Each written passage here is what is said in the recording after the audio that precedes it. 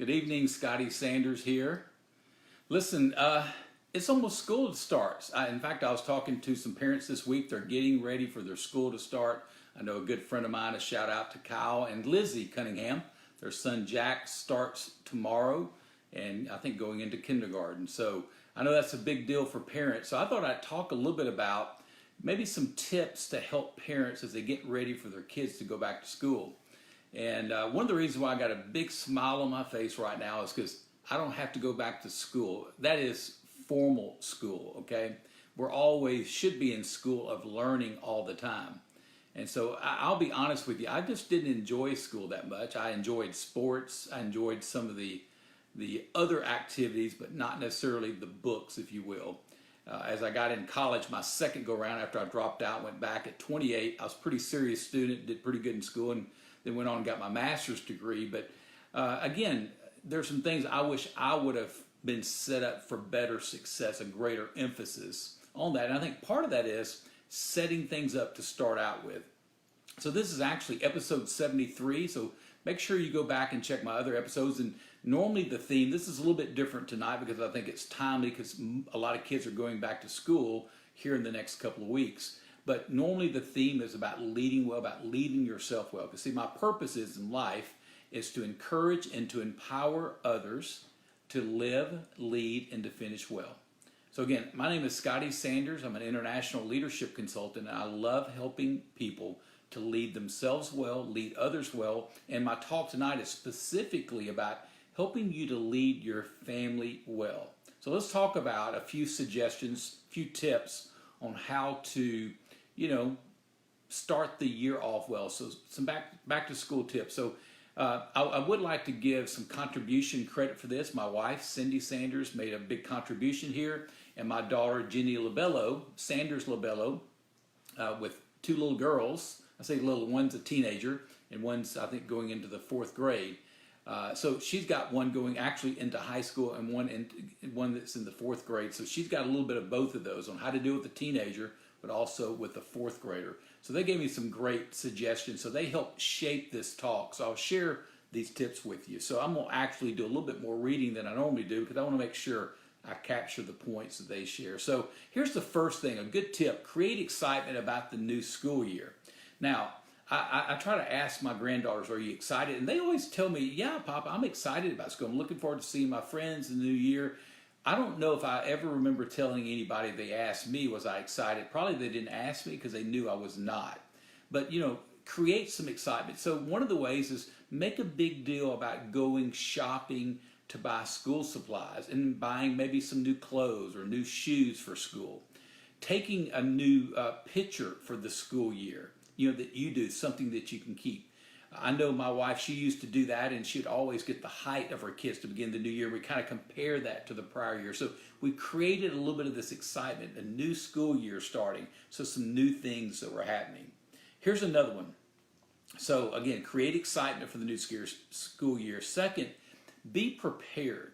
A lot of times, I remember when I was in school, we always started in September. It seemed like it was after Labor Day before we'd kick off school. So it seems like every year, sorry about that, my iPad shifted on me a little bit. It seems like now school's coming a little bit sooner every year. Sorry about this technical difficulty here. This hadn't happened before. Let me get this situated real quick. Sorry about that.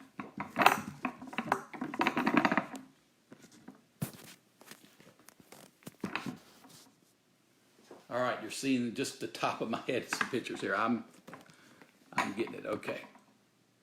All right, let's see if we can make this work. All right, sorry about that. So be prepared would be one of the things that you want to do. Just, get the clothes out the night before. Make sure that they have the things that they need. Set a schedule, when you go to bed at night, when you wake up the next morning, those kind of things, just practical things. Get into a good, consistent schedule. That's part of being prepared. Make sure your child has an effective wake-up alarm clock that they enjoy, that gets them up in plenty of time to be ready for the day. You want to make sure they're not rushing, and it's all, because I find when you rush at the beginning of the day, you seem to be rushing the rest of the day. Have their clothes, their backpack, their lunches, if they need that, have that ready to go the night before, that they're not looking for clothes or their backpack the night before. And then, provide a healthy snack or breakfast in the morning, something they can eat to give them some nutrition to help them to get to lunchtime. Develop a good homework study schedule. So you may set a rule that, listen, before you start watching TV, playing any video games or whatever, or go outside and play. Kids don't do that today, I guess. I know that was always my rule. Not that my parents enforced it a lot, but do your homework before you go out and play. Let the kids choose a visual calendar that they like to kind of keep track. They've got a test coming up, or they've got a certain amount of homework or project or whatever it may be. So that's the second one. So the third one is establish connections, and start with, get to know the teacher a little bit. How can you help the teacher? Maybe it's something in their room that they need. Schedule to have lunch with your child periodically. You can do that. I know you don't want to overdo that, but try to do that. Make time to, spend some time with your kid at lunch. Let's see. Encourage your child to have relationships and friends with other kids. That's one of the things I ask my granddaughters. Well, tell me some new people you've met. Who are some of your friends? Are you making new friends? Just really emphasize those connections. I think that's important. And here's the fourth one. And I think this is important because a lot of times, I can even remember and I'm being a little bit transparent and vulnerable with you. I used to always have that dread on Sunday nights, that going back to school on Monday, but the emphasis of my family, and I had a close relationship with my family, but that emphasis, that's almost like that rock when you're nervous about school. You get to come home to your family. So an emphasis with your family of having, a meal together at night. And we had this general rule. We'd normally most every meal at night together, and we'd have it where it was no television. We sat around, we talked, we visited. When my kids were growing up, electronics was not an issue. They didn't have an iPhone or iPad or something like that, or a Game Boy to deal with. We just had it. We don't watch TV. This is family time, so we really emphasize and establish that. Make sure your children know that you're available to them when they need you and even when they don't need you. And don't freak out. Make sure you're available to them and that they can ask you anything. And don't freak out. Don't overreact if they ask you something or say something to you. If not, they're not going to want to go through that experience again. It's like, I don't want. I know last time I asked my dad that, he acted strange about it. So try to make it where it's comfortable. You want them having those kind of conversations with you.